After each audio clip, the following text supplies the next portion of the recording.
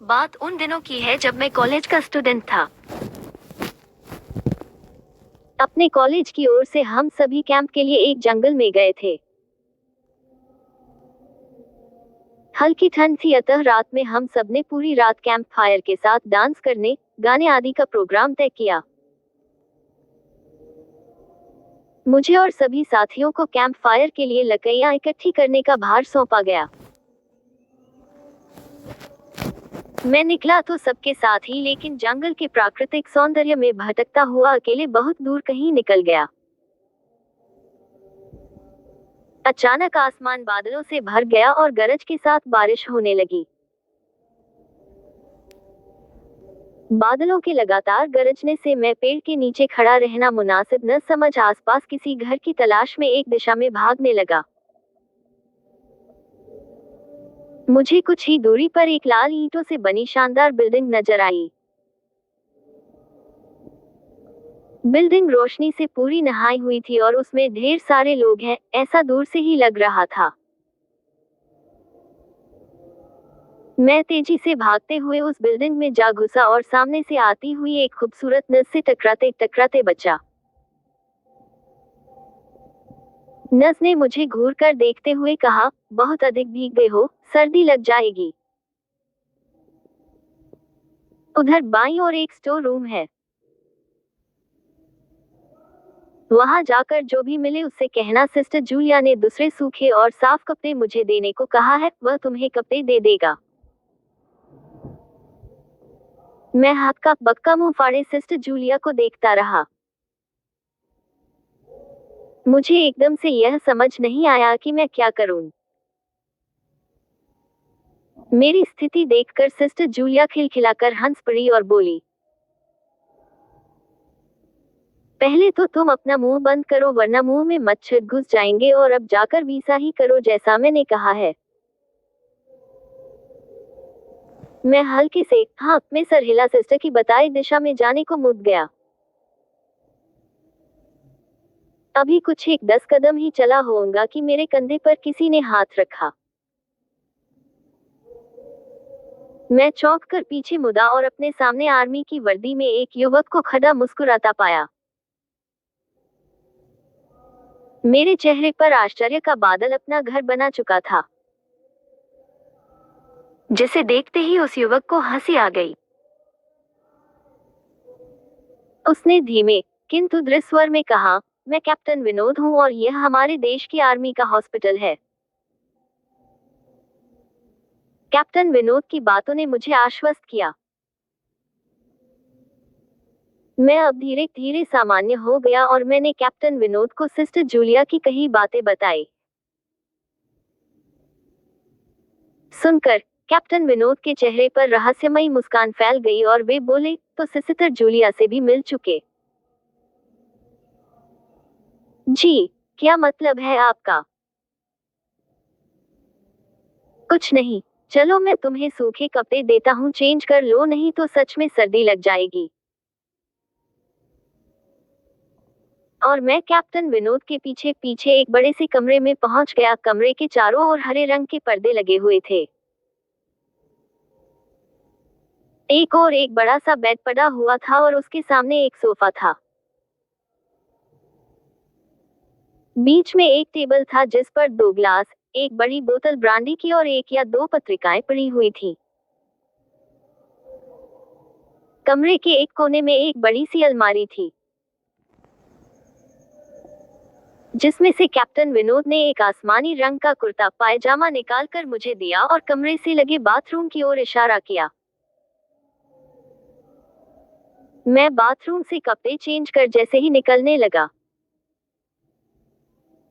मेरी नजर बाथरूम की एक दीवार पर पड़ी। वो खून के छींटों से भारी हुई थी। ये देखकर मैं घबरा गया और जल्दी से बाहर निकलने को मुड़ा कि बाथरूम में लगे आईने में खुद को ही देखकर चौंक गया। आईने में मेरा पूरा शरीर तो नजर आ रहा था, लेकिन मेरे शरीर पर से मेरा सर गायब था। अब मुझे डर लगने लगा और मैं हड़बड़ाकर बाथरूम से निकल गया। मुझे इस तरह बाहर निकलते देख कैप्टन विनोद ने हंसकर पूछा, क्या हुआ? अरे हाँ, तुमने तो अब तक मुझे अपना नाम ही नहीं बताया। कहाँ जाओगे? बाहर बहुत तेज बारिश हो रही है। लेकिन तुम जाना क्यों चाहने लगे अचानक, यह मैं समझ नहीं पा रहा हूँ। कैप्टन विनोद, आपकी बाथरूम की एक दीवार पूरी खून के छींटों से भरी हुई है।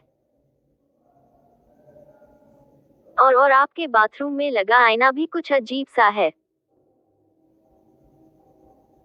उसमें मुझे मेरा पूरा शरीर तो दिखाई दिया, लेकिन मेरा सर ही गायब था।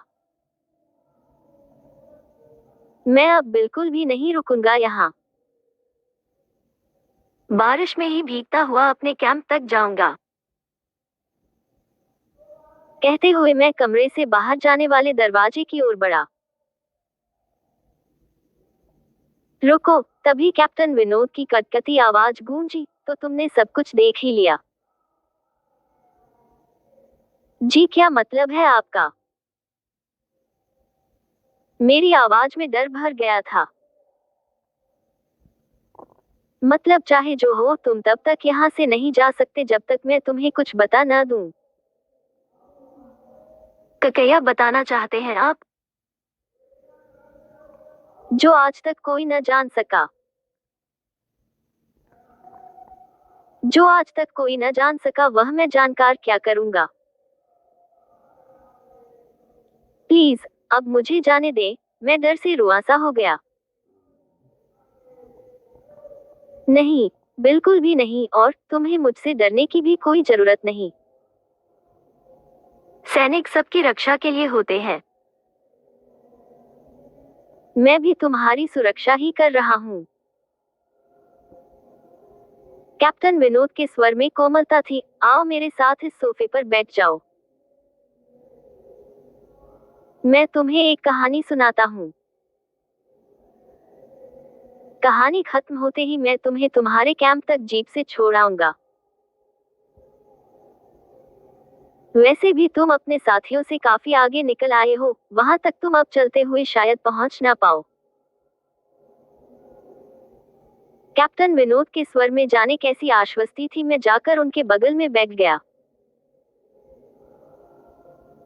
कैप्टन विनोद ने कहना शुरू किया, दुश्मनों ने धोखे से हमारे अस्पताल को अपना निशाना बनाया।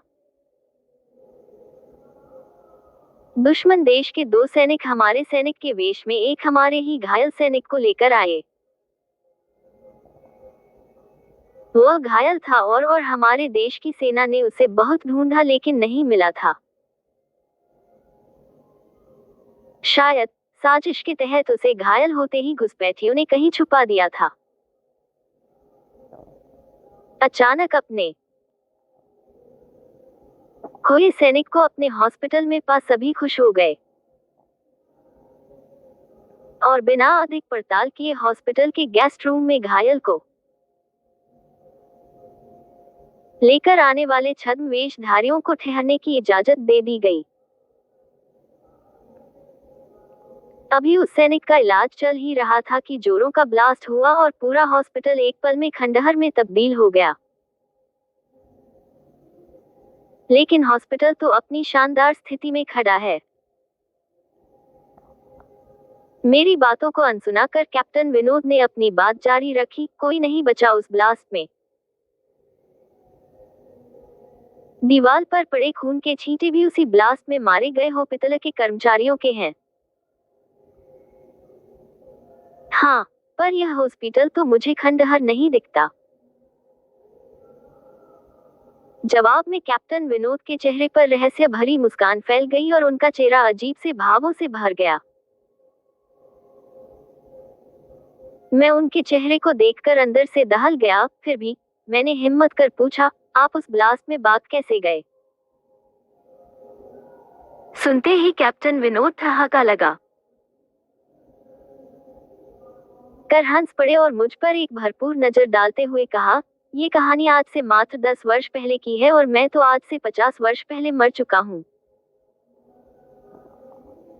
इसके आगे उन्होंने क्या कहा, मुझे कुछ नहीं मालूम। चेहरे पर गीलेपन का एहसास जब काफी हुआ तो मैं जैसे नींद से जागा। मुझे घेरे हुए मेरे सभी सहपाठी और टीचर खड़े थे। मेरे आंख खोलते ही मेरे सर ने कहा, थैंक गॉड, तुम्हें होश आ गया। तो क्या मैं बेहोश था? हाँ, तुम जंगल में जाने कहाँ भटक गए थे। जब सभी लौट आए और तुम नहीं आए तो हम सभी मिलकर तुम्हें ढूंढने निकले। काफी दूर जाने के बाद हमने एक जीप आती दिखाई दी जिसमें एक आर्मी मैन तुम्हें पीछे की सीट पर सुलाए हुए हमारे कैंप को ढूंढते हुए आ रहे थे। उन्होंने हम सबको भी अपनी जीप पर बिठाया और कैंप तक छोड़ा। हमने उन्हें काफी रोकने की कोशिश की लेकिन वे ये कहते हुए चले गए, अभी नहीं रुक सकता, एक जरूरी काम है। जब हमने तुम्हारे बेहोश जाने और उन तक तुम्हारे पहुंचने के बारे में पूछा तो बोले, सोमेश ही बताएगा और जो भी बताएगा वह सब अक्षरश सच होगा।